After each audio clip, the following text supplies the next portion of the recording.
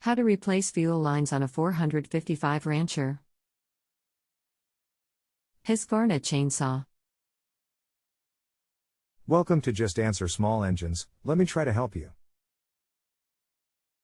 I don't know it all, but maybe together we can get you a satisfactory answer.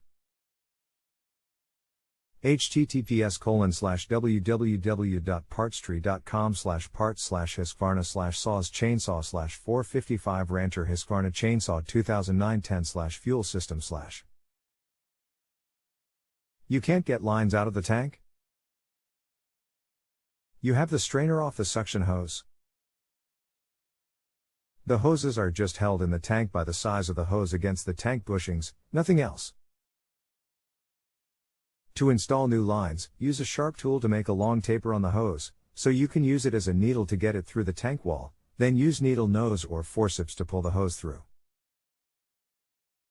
If you have a home improvement or appliance question and want to chat with an expert now, visit JustAnswer.com/YTHI.